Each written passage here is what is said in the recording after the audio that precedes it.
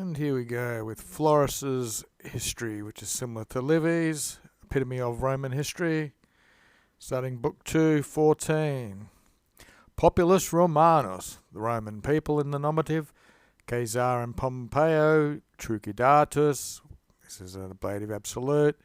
So with Caesar and Pompey having been cut down or murdered, redisse, to return in statum pristinum, into its pristine state, its former state, liberatus, genitive of freedom, videbator.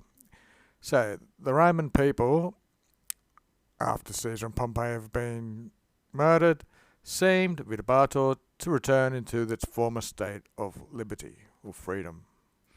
Et redieret, and it would have returned, Populus Romanus, unless or except nisi either Pompeius liberos or Caesar hereditem reliquisset. Unless either Pompey had left children or Caesar had left heirs. Pompey and Caesar are the nominatives. Children go to Pompey, and the heir goes to Caesar. Vel, another type of ore. So these ores go together, and these ores are a different type of ore. Or either that, perniciosus fuit utroque. So this is a comparative. So what was more pernicious to both of them, more destructive to both of them, if non collega quondam. Quondam means once upon a time. It's like olim. If there had not been a colleague once, and mox soon and emulus Caesarian potentiae. So if he was once a colleague, but was soon a rival and emulus of Caesar, of the power of Caesar.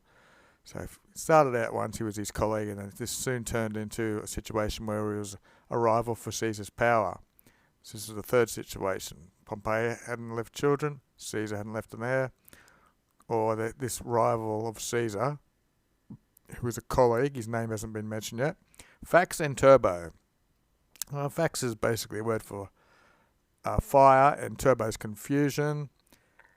Sequentis saculae superfuisset. Superfuisset means he had survived in the following age, the sequentis saculae, and here is his name, his nominative, Antonius.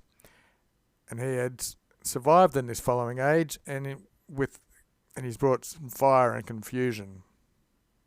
Okay, dum, while, here we are, quippy. Since dum, while Sextus, this is Sextus Pompeius, he was repetiting paterna. There's nothing else stuck to that. So while Sextus Pompeo was seeking his father's estate, most likely, fax is actually a firebrand or a torch more than a fire. Trepidatum toto mare. In the whole seas, there was this trepidation or some disruption.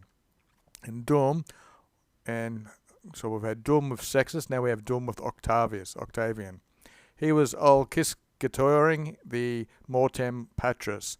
So he was seeking revenge on the death of his father. This would be his adopted father, Caesar.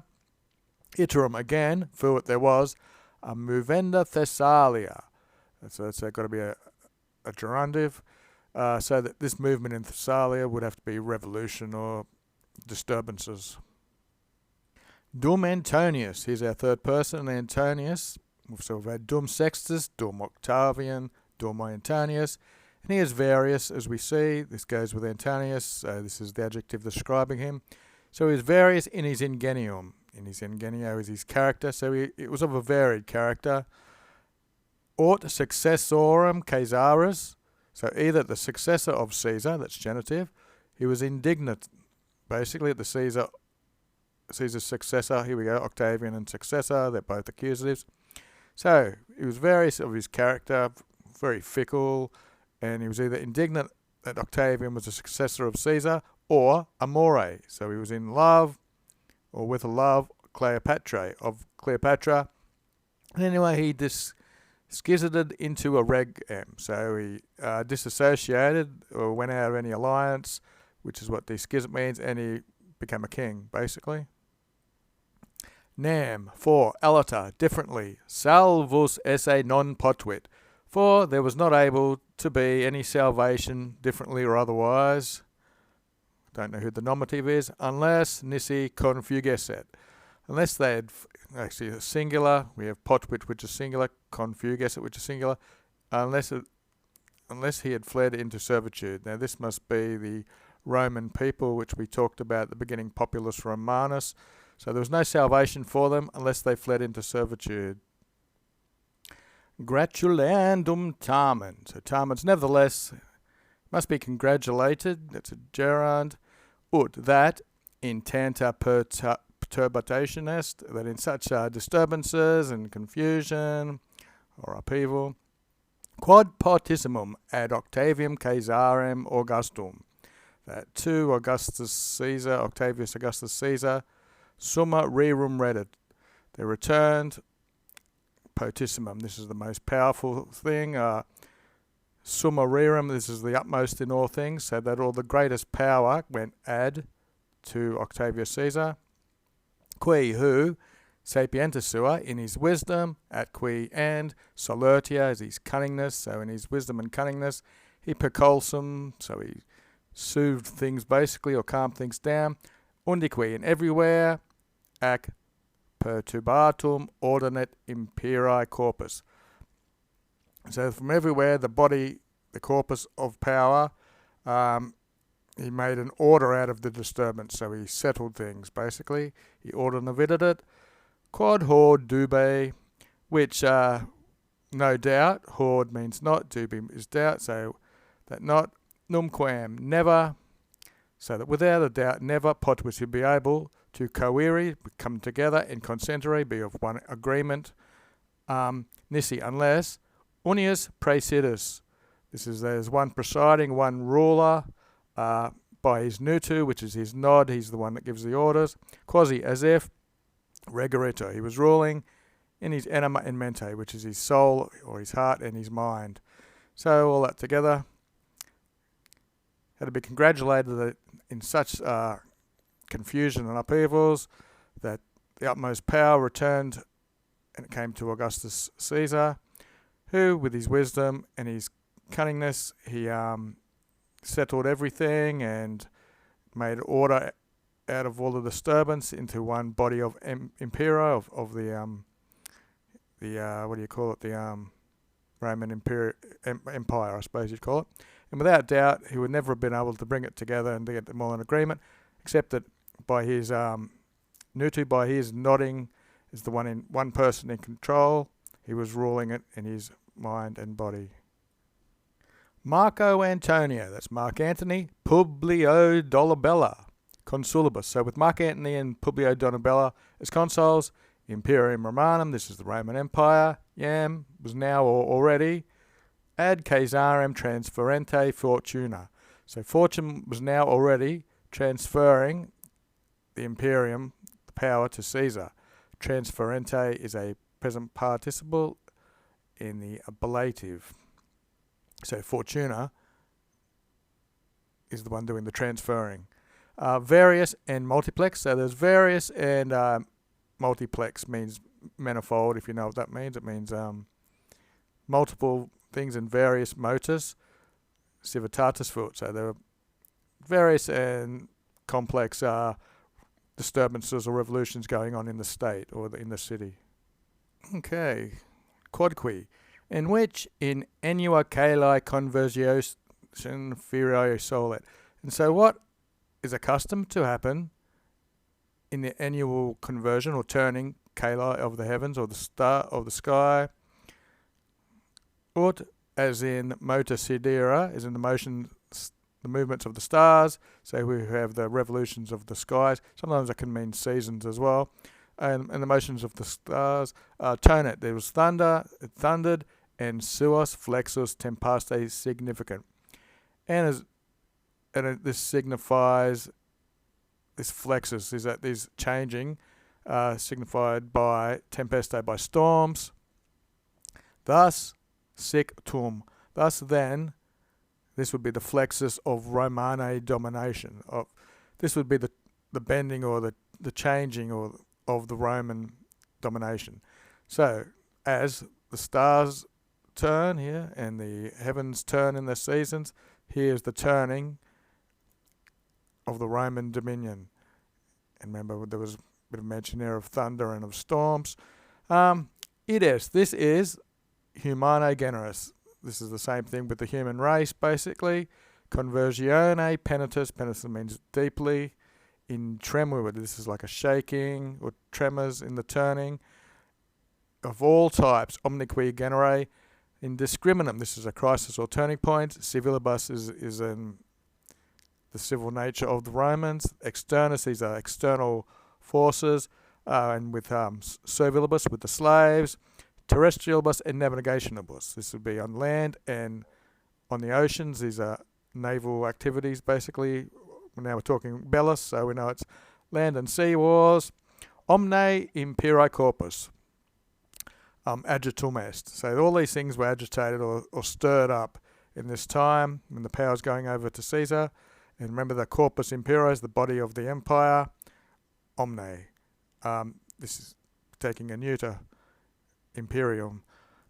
So if you didn't get that, you can rewind it. Okay, next chapter is the Bellum Mutense, which is a war of Mutina. Prima civilium motum causa. So the prima causa takes, it goes beyond genitive. So the first cause of civil motions or disturbances, fuit, was the testamentum Caesaris, the will of Caesar.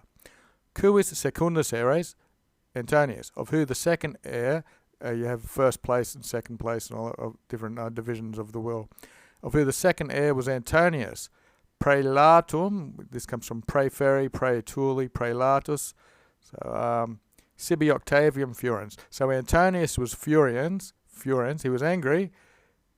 Sibi, that Octavian was prelatum, preferred sibi to him. Inexplicable, contra adoption acerami juvis susceperunt bellum. And so he took up an how do you translate this? Implacable, I suppose. I might actually make that the Daily Dictionary words. So he took up this, he took up this war, inexplicable. He couldn't be pleased. And this was contra the adoption, against the adoption, double genitive, of this most fierce, it's also a superlative, this most fearful young man, not fearful, he was very sharp, what do they call it, high-spirited in the lobe, yeah, it's a very common word. Quipi cum, since when intra octavum decium annum, so when he was inside of 18 years, annum's years, tenerum means he was young, you might want to say tender, at the tender age of 18 even, and obnoxum and opportunum inuria juvenem viderit. So we're talking about Augustus Caesar here, and viderit. So he seemed to be innocent, and it was an opportunity of the juvenum's the young man. Again, he's 18, so he's still in the young age.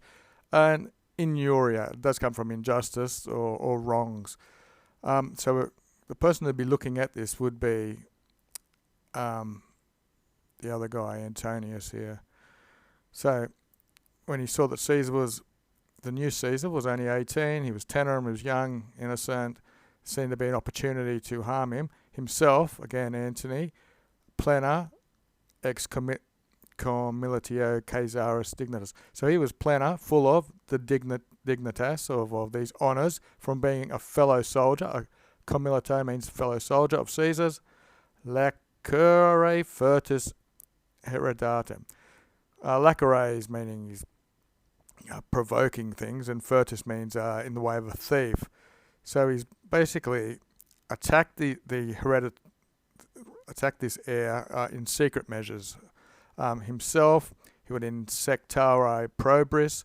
Insectare means to make insults, basically, or to reproach someone. And probris is with evil intent, or you're not upright in your way of doing it. Cunctus artibus, and with all his arts, cunctus artibus, the co-optation Julia Gentis inhibere. So, and he wanted to inhibit with all his arts this adoptation into, this is Caesar's adoptation into the gens Julia, into the family of Julius. Deniqui, So finally, ab opprimandum, that's a gerund against the Juve and the young man. Parlem means openly, arma moleri, so he was striving. So finally, he was striving openly in an armed way with arms for the crushing of the young man. Et iam, and now, paratu exercitu, with an army prepared. This would be Antonius again. He's got an army prepared in Cisalpine Gallia, Cisalpine Gaul. Resistentem motibus suis decimum brutum obsidibat.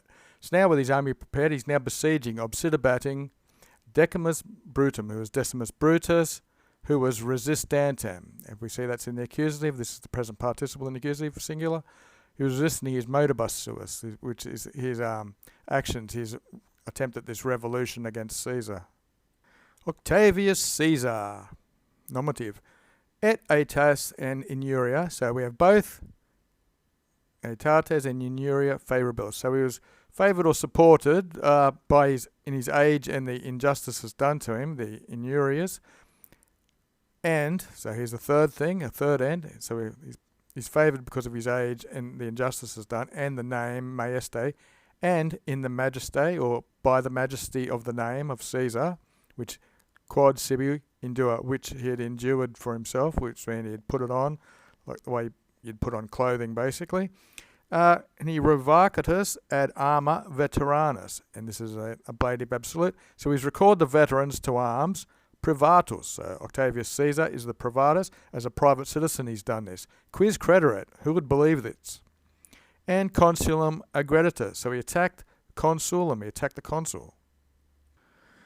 Obsidione and mutiny. And so in the besieging of Mutina, he liberated Brutus, so he freed Brutus. And he exudated, or he freed the castris Antonium. He freed you could say he captured the camp of Antony. Exudates, like induit means when you put on, exuit when you take off. And since I didn't have a daily dictionary word yet, exuit will be that. So we'll do that. And we're just about done. Daily dictionary, exuo, extracted, take out, freed, refused. At least one use of archaic. Oh, it doesn't matter anyway. Let's finish it off. Tunc, then, quidem, indeed, or even, then, we've got etiam meaning even. So then indeed he even apparawitted a manu pulca, a beautiful hand. He showed a beautiful hand, so he did some great deed. Nam, 4, cruentus, blood-stained, and Sorcius, wounded. The aquilum, which is the eagle, from a moriente signifero. This is from a dying standard pharaoh, bearer. He traditarmed the aquilum, so he handed over this eagle to suis humerus, onto his shoulders, and into castra, into the camp, he refer it. So he transferred it from the dying standard bearer, the eagle, and he put it on his own shoulders and took it in the camp.